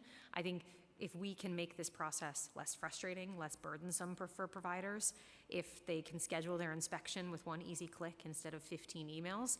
Yes, we hope that makes the process faster, and we hope it makes their interactions with government feel easier, and it makes it feel more sustainable for them to open and operate and continue to expand their business. Have you all gotten, can you share how many applications have come in since the launch? 43. Okay. And has there been any, I don't know, are anybody having, like, emailing for, like, technical issues or anything that, for now? We've actually been pretty well. We're monitoring. We have the thing called a war room once we launch. We have, I know it's we should think of a better metaphor, but it means just high level of user support because we just want to make sure. Yeah. It's actually been fairly positive. We had some people who put a different address in one application and it's coming out in another. We had one where they put in an address that is actually different than the address that comes up on their GPS, and so we're resolving that. But we were able to resolve that fairly quickly. We're also holding, because I think provider feedback is so key here, we're holding what we call sort of office hours, and those will be scheduled soon, where we're working very closely with Corinne and the DOHMH to invite providers to just show up and give us their feedback. Okay. And so there's plenty of feedback and user support in the application itself, including that chat feature, right? Which I should mention is not an AI chat feature. That goes straight to real DOHMH workers. It's important to emphasize. Yes, Yeah, I think you're right. absolutely. I think Thank you're you. right, and I should Okay. have emphasized it, so thank you, council member. No, so far we have not had any red flags of this is, bad. But we're also interested not just in this doesn't work, but what is working, and maybe we can double down on some of those things as well. Are there, I guess for the 43 that have submitted, are they getting like a survey? Just curious how you're the office hours, is that what you call them? I think that's a great idea. Kind of what is the experience of the folks that have been applying? Do you have a sense of that, or you just kind of waiting for an email complaint? That's a good point. I do not have a sense of how they're doing. DOHMH might, because they're working with them directly. I'm surprised this admin loves a survey. Yeah, I don't know. it's true. I mean, you can always rate the application, but that only gives you something of a stars. Whereas what I would like is actually more actionable feedback about what's working, what's. I would be curious because I think you have made concerted efforts to work with providers to create this, and so I think that that's really revolutionary in the way that the city launches these kinds of things. So it'd be really great to see hey, you helped us build this. Kind of what was your experience? And you're some of our earliest users, so please give us. Yeah, feedback. absolutely, That's a very good point. absolutely. And how are you all thinking about kind of if you need training, what training looks like? And then you said that this is going to be rolling out to expand to include existing center-based providers. How are you all thinking? Do you feel like there needs to be expanded support for those providers to be able to utilize this site? It could be. Because that's a lot. That's a lot more. It's a lot. It's a lot, and not all providers are as technically savvy, right? We try to make it so you don't have to be technically savvy, but some providers are. So training is, we have a very good sort of training manual that is available, online for the providers, and along with these office How long hours is that and the manual? chat communication. It's a long application process. I'm a Council. provider. I have no time for that. Okay, fair enough. We are holding training sessions. Okay. And then this is why I asked if there were any issues, if anyone had. I'm not trying to create a problem. If it doesn't exist, that's great. I listen attentively. I've not heard any. Deputy Commissioner, have you heard any issues from your staff or? I have not. Okay. You wouldn't tell me anyway. I would. Okay, all right. And then my last question is, how has the Mayor's Office of Child Care marketing this provider portal who speak other languages than English? How are y'all getting out there? So the way that providers access this portal, as Erin said, they first have to make their initial payment to the Department of Health on the Department of Health's website, and then they have the portal emailed to them. So there's really no way for them to access the portal before they have initiated their permit process. But we are always looking to just do more outreach to providers. So we'll continue thinking about how we get the word out, especially as we want to see more childcare providers open in parts of the city where we have childcare deserts today. Yeah, I would love to just collaborate with y'all and Absolutely. just, yeah, thank you. Thank you for that. Thanks, Chair. Thank you so much. I'm going to ask Chair Krishnan for any questions he may have. Thank you so much, Chair Shulman. Just a few questions from me. One was how many locations of IdenGo and NYC are there? How does DOHMH communicate?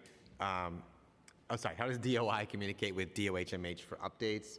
Does DOHMH reach out to IdenGo directly about issues? I don't know the number of Identico locations. We are in regular touch with DOI. There's a standard email that will come through routinely providing results, and then there's also just regular staff contact, troubleshooting issues, and so on. Okay, and we've also asked DOI for more information too, to understand their role in the process. What does DOHMH do when it receives information from DOI about arrests of someone who was already cleared? So DOI does share that information with us, and part of why we maintain the records of where people are working is in case we do get information about arrests, we need to be able to identify where that worker is. So the first thing we do is reach out to that program. Frequently, that person is no longer employed at that program, but if they are still working in childcare, we will then do an assessment of what the arrest was about, and similar to the kind of assessment we would do on the front end when someone has first applied to work in childcare. It really depends on what that arrest is for, so we'll do that assessment to determine whether that means that they can no longer be working in that program. And on to intro number 15, the bill that's one of the bills that's being heard today too. Does DOHMH require a subsequent background check for an educator every time they change employment? So we do not. When a person, I think we went over this, a person who is within that 5-year period, so applications, background clearance has to be renewed every 5 years, and has not had a break in service of 180 days, and they are changing employers, they just need to let us know for the reasons we just discussed about arrest. They need to let us know. We will then move their fingerprints over from the prior location in our system. It's all invisible to the child care professional. So as soon as they let us know, they can go work at that new location. So in terms of Introduction 15, we believe that we are in compliance. We don't think that we're not asking for repeat. We're not conducting repeat background clearances except where the law requires us to do that. I see. And so that's always been the policy, right? Or is that a recent change, or it's always been? There have been some recent changes in what we call portability. Mm-hmm. So it may be that this bill was designed during that earlier period. We're not really sure. We would appreciate the opportunity to discuss that. Sure. So is DOHMH in support of this bill or not? So we don't have any concerns with the bill. We would like to better understand what the concern is that the bill is trying to address. As we read it, it says comply with the law, which is what we think we do. Got it. Okay. Thank you. Thank you, Chair Shulman and Chair Gutierrez. Okay, I'm going to turn it over to Councilmember Brewer. Thank you very much. On the technology, 100 years ago, which is how long I've been around, it was always hard to get some of those providers to be able to access just technology. Internet was too slow, didn't exist. It was expensive to have a fast repeater, et cetera. So is that all addressed now from either any of the centers that you're working with? Because, I said earlier, just getting access in your home, for me, just recently cost $1,000 to upgrade a system. That's not inexpensive. So I just want to know, is the technology there, hardware, to support what you're trying to do? It is. We did a lot of extensive, what we call performance testing, right? Like how fast it is in various environments. I should have pointed out that portal that I showed you is mobile responsive. On your cell phone. So you can, it's a lot to do on your cell phone, but it is possible. It's a lot to do on your cell phone. It is. But a lot of providers did tell us, like sometimes it's just a laptop or a tablet. So we did a lot of testing on tablet. It works very well on tablets. And so we have not heard any extensive issues.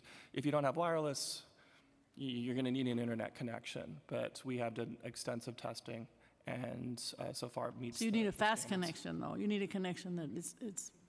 Well, you need a fast connection for the best experience. Obviously, the faster connection, the better. If it takes another 3 to 4 seconds to upload a document, that's not optimal, but hopefully it's not preventing the providers from going to the next step. Okay, and then the next question is just because I've gotten complaints. Obviously, in general, we're trying to get as many young people to be part of the city system, part of the nonprofit system, et cetera.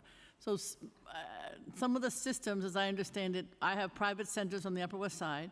They are now purchasing, I would say, paying you the fee, whatever it is, to comply, because they had private students only in the past. So they want to be part of your system because then they can feel that they can, I guess, serve better and survive. So is that also, that would be a brand new center, basically. Is that something that you're including or not at this point? Childcare providers do not need a separate permit or license to partner with New York City Public Schools as a contracted 3K or pre-K provider. If they are permitted, licensed, in good standing, they have an active permit with the Department of Health. They do not need a new permit to work with the city. Okay, but are they likely to get students? Because already many students, understandably, because they charge, the usual, I don't know, $6,000 up to $30,000 in the past. So now, of course, they want to become a New York City provider. I thought they had to go through some steps to do that. Yes, they do have to go through some steps, absolutely. It is not related to the permitting process. Correct, not to the health Right, process, but it's to the DOE process. Exactly, yes. So if the Department of Health has already certified that this is a healthy, safe environment for children, they do not need to go through that again. In order to be awarded a city contract with New York City Public Schools, they do have to go through an application process in order to demonstrate that they are able to meet the requirements to offer pre-K, 3K, and now 2K. Exactly, okay. All right, and then the other question about, on the health front, in the past, again, how often do your inspectors visit? Is it like annual? Is it complaint-based? In the past, people would freak out when they appeared. I assume that may not happen now. So how does that work for any center, not just the new ones? We conduct an annual inspection of every childcare program, and I did want to just note the inspections that Aaron showed on the portal that are scheduled. Those are preliminary site viability inspections. Our routine operational inspections are unannounced. They're at least annual, and we will conduct a follow-up inspection if needed to check on something that we've observed, and we also have a complaint-based response. Okay, and that hasn't changed over the years. You'd be looking at everything from the furniture to the quality of health in general. That's right. Okay. The final question I have is, do you think that you're gonna, I know you have some applications, you said how many young people do you think are gonna be in the city of New York? What are your demographic suggestions for the future? Are you looking at those to see if we're gonna meet it? Obviously, there's a unfortunate situation with migrants being chased out by the president, so I'm just trying to think, what are your numbers? And I guess you also include promise in all of this too, right?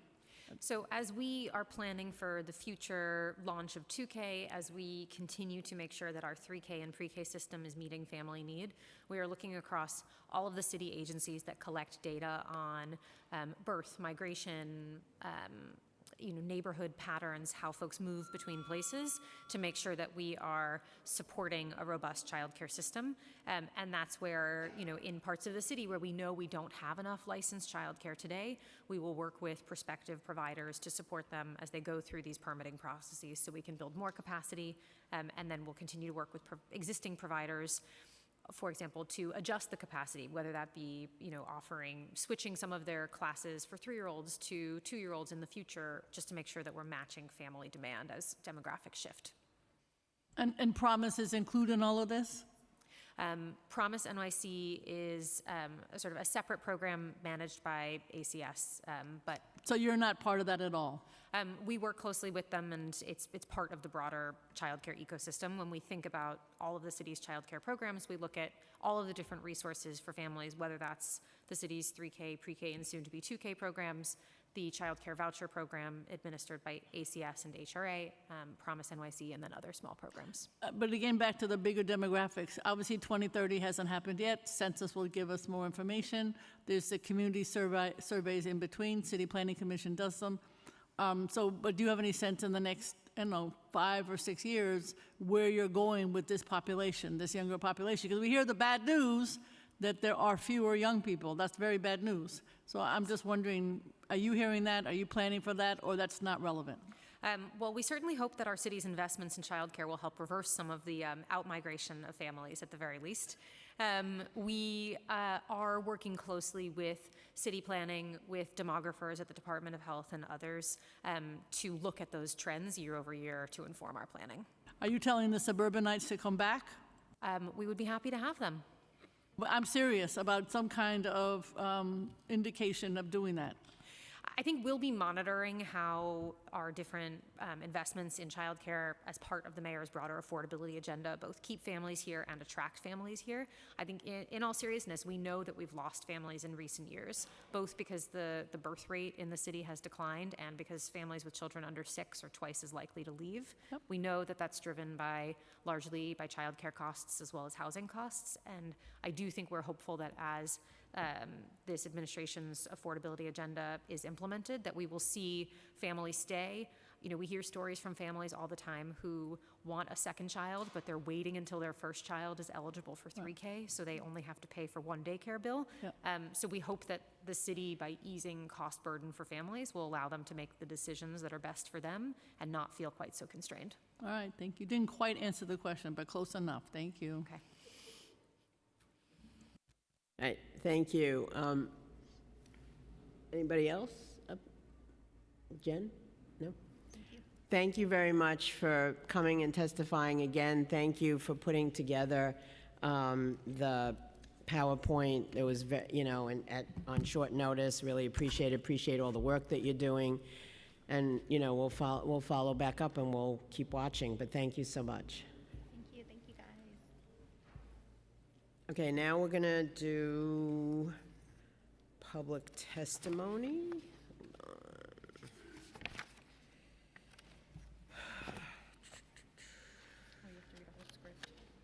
Hold on. What? You have to read a whole script now. And I have to read a whole script.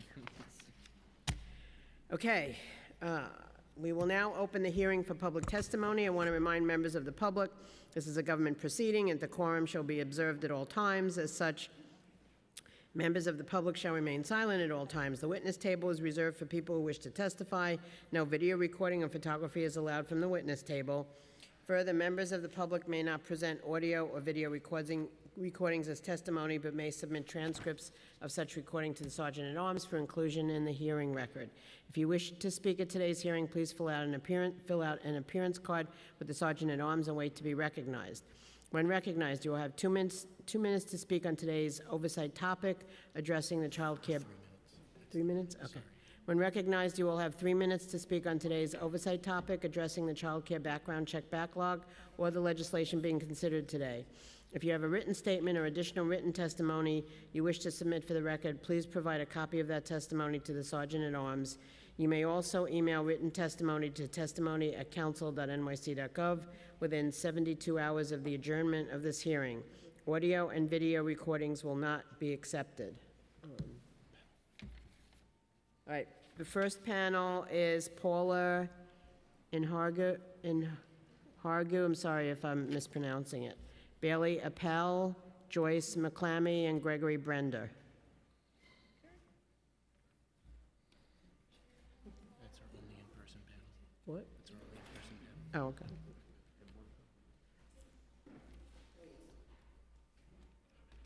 Have a good one, Chair. Bye, guys. Bye. Thanks for showing up. I love you, bro. Bye, thank you. Yes, please. Thanks for bringing me with me. Okay, which one is Paula? Okay, just remember, folks, you have 3 minutes. If you have long testimony, you could submit it online, and we will definitely take a look at it. So just when you see it's coming to a point, just summarize what you're talking about. Paula, go ahead. Thank you, Chair Gutierrez, Shulman, and Krishnan, and members of the New York City Council for the opportunity to testify. My name is Paula Inargue. I'm a policy analyst at United Neighborhood Houses. UNH is a policy and social change organization representing 45 neighborhood settlement houses, 40 in New York City, and reaching over 765,000 New Yorkers each year. In 2023, DOHMH launched a new online automated process for staff clearance. Since its rollout, the system has generally improved and feedback has been mostly positive. While we do not have clear insight into whether DOHMH is consistently meeting the federally required 40-day timeline, providers report that delays are not as severe as under the previous system. Based on feedback from our settlement house members, we have heard that many staff are able to receive provisional clearance relatively quickly and begin working. However, obtaining full clearance continues to take significantly longer, particularly for out-of-state background checks, and has been creating some ongoing staffing challenges and uncertainty for providers. Even so, we have received generally positive feedback on the new system and are encouraged by its continued improvement as implementation moves forward. This continuous improvement will be especially important as the city prepares to expand its early childhood education system and as the Department of Youth and Community Development issues new after-school contracts. New providers will need to obtain SAC licenses and clear new staff, which could strain the current system. My written testimony goes into more detail. Thank you for your time. Thank you. Yeah, they did mention to us that the out-of-state was an issue, so we'll talk internally and see what can be done about that. But I appreciate that. And what's your sense of the new portal that they showed? Haven't, I mean, I guess we'll have to see. Okay. Yeah, but I think mostly it's been the out-of-state and the difference between the provisional approvals and the full clearances. But other than that, we have been hearing positive feedback. Okay, thank you. Okay, next. Good afternoon, Chair Schulman, Chair Gutierrez, Deputy Speaker, and Chair Williams, and member of the committee. My name is Bailey Appel, and I'm the Human Resources Coordinator at Cuddles Child Care Center in Williamsburg. Cuddles currently serves nearly 150 children with capacity to serve nearly 300 children across our programs. Thank you, Chair Gutierrez, for visiting Cuddles last week. We appreciated the opportunity to share our program and discuss the realities facing providers and families. Our staff was grateful for your care and compassion. I'm here today to speak about the staff clearance and credentialing process, which remains one of the biggest barriers to hiring and maintaining qualified staff. Streamlining this process is essential if centers are going to recruit workers efficiently, respond to staffing needs, and continue providing safe, stable, high-quality care for children and families. One of the most difficult issues involves staff transitioning from one child care program to another. Currently, a worker must obtain a termination letter before the CBC process can even begin with a new employer. Once that termination letter is issued, the worker may lose pay from their prior employer, yet cannot begin working for the new employer until clearance is completed. This creates serious financial hardship for staff and leaves programs struggling to fill positions. Cuddles operates two separate licensed programs, an infant-toddler program and a preschool program. When staff move between these co-located programs within the same organization and building, they are often required to repeat the full clearance process from the beginning, even though there has been no change in employer, location, or background status. That is unnecessary and inefficient. It also makes it very difficult to use already cleared staff to temporarily cover absences or serve as floaters across both programs, which creates added logistical and financial strain. For that reason, we are encouraged by Councilman Abreu's intro 0015/2026, which would prevent unnecessary repeat background checks for providers, employees, and volunteers who have already been cleared within the previous 5 years. We are hopeful that this will also help allow staff to be linked to more than one program without requiring a separate clearance for each one. We further would like to raise other issues during the clearance process, including applicants are asked for exact address histories for prior residences. Very often, they don't recall the exact month and year of older moves. We also continue to encounter vague deficiency and rejection notices that do not clearly explain what is missing or how to correct it, along with long processing delays and little or no information about application status while materials are pending. In addition, applicants with foreign language diplomas often face unnecessary obstacles because of restricted translation options, which may delay their ability to complete the process. Thank you for your attention and for supporting efforts to reduce unnecessary barriers. Thank you. Thank you very much. We'll have questions when the panel is done. Go ahead. Next. Good afternoon. Thank you so much for holding this hearing. My name is Gregory Brender. I'm here on behalf of the Daycare Council of New York. We are the membership organization of early childhood provider organizations in New York City. And we're so grateful that the City Council and the Mayor's Office of Child Care and the Department of Health have been working to improve background checks. The background check process has been a long-standing challenge for providers. Providers are facing a staffing crisis. I'd say the first issue in the staffing crisis is really their low pay. But nonetheless, the background check process is also a challenge. And just go back to some of the history, when this process was launched in 2019, it actually led to the temporary closure of many programs. And in response to that, in February of 2020, OCFS started doing the provisional background clearances. And right now we have a lot of staff who are working with provisional background clearances, and we basically have had that since 2019, or really since 2020. And while that solves temporarily the problem, because staff who are back who are only provisionally cleared need to be supervised by fully cleared staff all the time, it does create more of a staffing problem and issues where providers have a greater risk of being out of compliance. So we are excited to see this portal and other work to increase the speed of background checks, and have certainly heard that there have been increases. Nonetheless, we do have some policy recommendations also to increase the speed. First is to facilitate cooperation and data sharing with the Department of Education's PET system. The PET system also checks New York State criminal history check, national criminal record check with the FBI, New York State sex offender registry, and the New York State statewide central registry of child abuse and maltreatment. We've generally heard that the PET system operates more efficiently, even as it is checking many of the same things. So finding ways to develop mechanisms for data sharings with the consent of the candidate that will allow information found by PET system to be used in the CBC process. We're also recommending, and I know there's been some work on this, working with New York State to ensure the portability of background checks. And it's good to hear that there has been some increase in the staffing of DOHMH, but particularly in the Bureau of Child Care, which we expect and hope will have the need for more work as we're expanding programs as part of the 2K and 3K expansions, ensuring they have the ability to continually to staff up.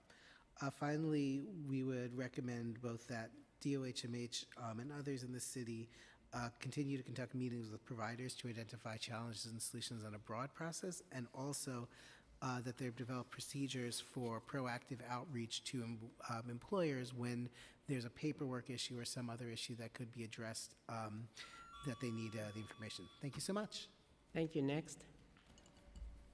Good afternoon. My name is Joyce McClammy. I'm from DC 37. I'm Local 205 Vice President, and we thank you for hosting this hearing today. As we have heard, our youngest we represent.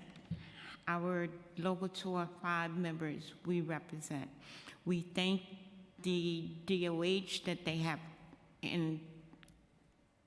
invented this portal, because it is moving a little faster, but even 45 days is still a lengthy period. We appreciate that they have to investigate to make sure that we're getting safe, qualified staffing to take care of the most vulnerable people in the world. Now, they said that if there's a person on site that's already have all of their screenings cleared and everything, a person that's like maybe a misprint, they can still come in and be cleared, but that's not so. We had a staffer working.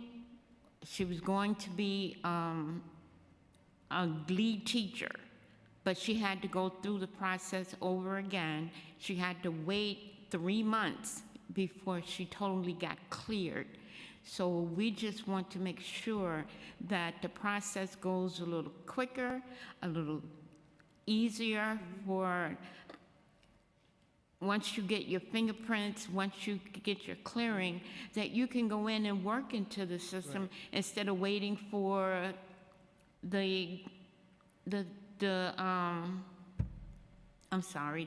when you have to do child abuse trainings, the trainings, because that can slow the process down as well. So we thank you for hearing us. Just want this process to move a little faster, because in the CBOs, we need certified teachers. And when they have to wait for the process of clearing, then they get discouraged and they go other places. because DOE will accept them, whereas the community-based center, DOH or they don't get the clearing. So we just want the process to go Okay. No, I appreciate smoother. that. Thank you. My colleague has a question. Thank you so much. And thank you for inviting me to Cuddles. I had a wonderful time. I have since referenced the visit many times in a week, but I was really impacted by the experience that you shared. Something that we didn't get to hear from the department was on the challenge for specific degrees that needed to be translated and how lengthy that process is to be able to hire staff. We heard from the admin about how easy it should be now for people that have already cleared background checks that are currently employed to move to another place. What you mentioned was something that we didn't hear, which is that they have to submit a letter of resignation, or would say that again? You can answer. Just so that I'm clear, because we want to follow up. Termination letter. Okay, and so let's say I'm a teacher at a provider and I want to go work at Cuddles. I have to submit the termination letter to DOHMH first, or I just have to provide that I've submitted in a termination letter? So I need a termination letter from your previous employer. Oh, you need to grab it. Oh, okay. Before you can even start the process of moving to the next site? So I send it in. I had one employee that I sent in the clearance, and they told me that like only 3 weeks later, I got a reply that before we can start, we need the termination letter and exact date when they stopped working at the previous place. And that was DOHMH? Yeah. Okay. Because I think that adds time. That was not something that for sure. they hit on today. Okay. Wonderful. Gregory, good to see you. Thank you. Thank you guys for coming again. I know that. Thank you. Yeah. And can I just ask you to submit your testimony, your testimony written as well, so that we have it? Thank you. That's it. Yes, thank you all. Thank you. Okay. Oh, that was my pen. We will now move to virtual testimony. Please wait for your name to be called to testify, and please select unmute when prompted. Again, please keep to 3 minutes. I'm going to call on Jonathan Lorenzo.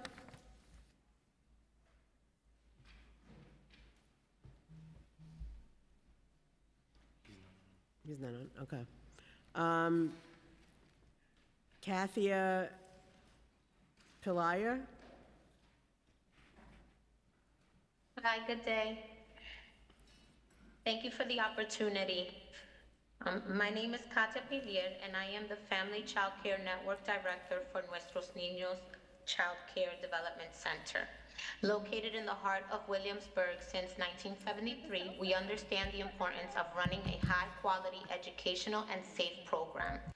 Our organization has 3 centers in Williamsburg and a family child care network of 45 providers, mainly speaking Spanish, throughout Brooklyn and Queens.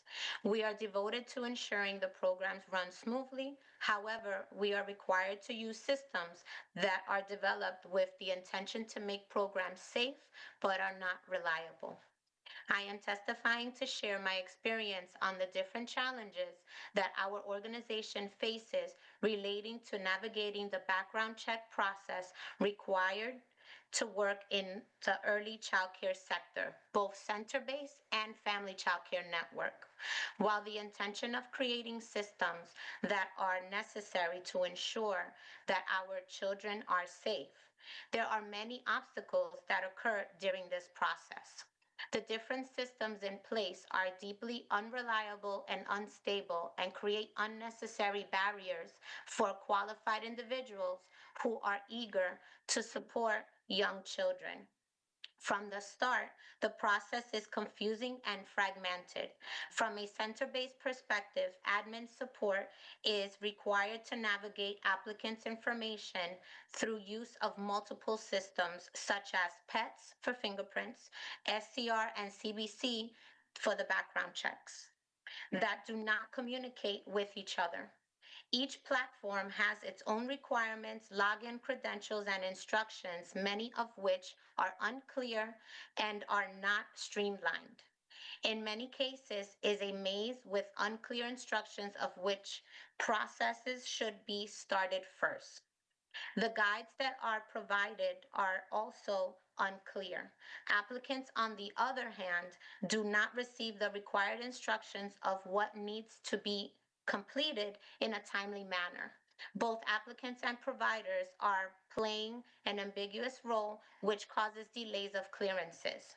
Some examples are fingerprints are allegedly not received after applicants have taken their fingerprints and activated their accounts. Documents are submitted and not reviewed until weeks after.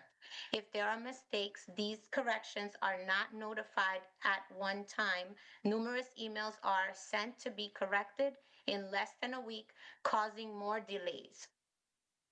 Lastly, conversations are started with a specific agent and then it is changed to a different agent where the Your time process has is expired. delayed. Can you just summarize, please, the rest of it, and then you can Sure. send it to us? So I guess the other part is highlighting the Family Child Care Network. They use systems such as FAMS that is supposed to support for uploading documentation for their licenses, clearances. That's not a very clear system. And also they're supposed to also use an SCR system, also part of the clearances, which they tend to lack access to. I submitted my testimony, thank you. Thank you very much. Okay, next is Sage Chaptel. Starting time.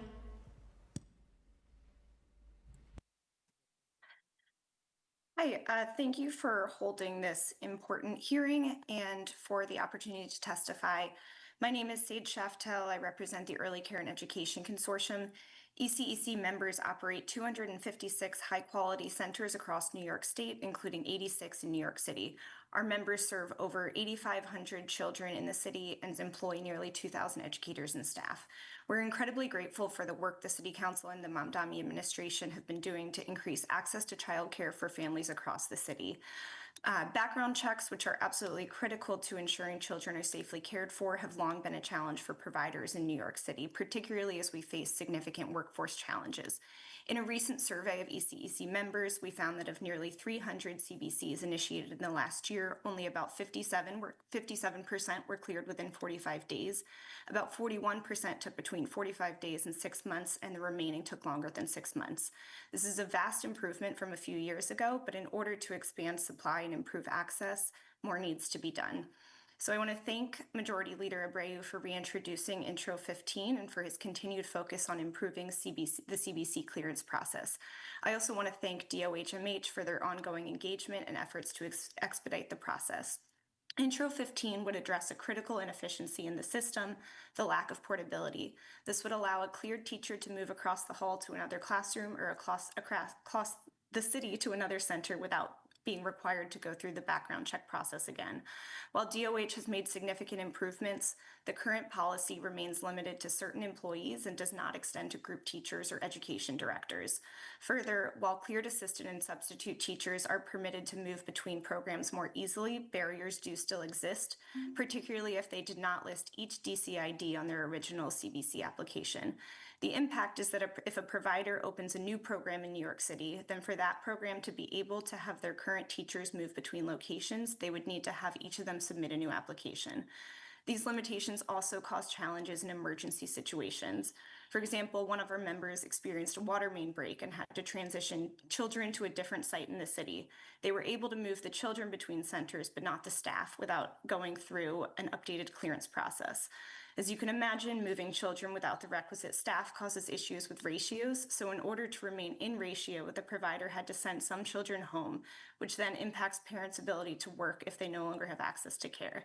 These situations also occur if a teacher calls out sick early one morning or has to leave midday due to illness or a family emergency, as a provider may not be able to bring in staff from another one of their centers without going through a waiver process. Intro 15 would ease these challenges significantly by allowing the clearance to follow the person as opposed to the classroom or facility. Thank you for the opportunity to testify, and we look forward to working with you to improve childcare access for all New York City families. You can summarize if you want the rest of it. She finished. Oh, she finished. Thank you very much. We really appreciate your testimony. I also want to make mention that the administration is watching this, and they have people here who've listened to the public testimony. So I think that that's very important, and they will take that back and take a look at that. So I appreciate I want to thank you to everyone who's testified. If there's anyone present in the room or on Zoom that has not had the opportunity to testify, please raise your hand. Seeing no one else, I would like to note that written testimony which will be reviewed in full by committee staff may be submitted to the record up to 72 hours after the close of this hearing by emailing it to testimony@council.nyc.gov. And with that, I close today's hearing.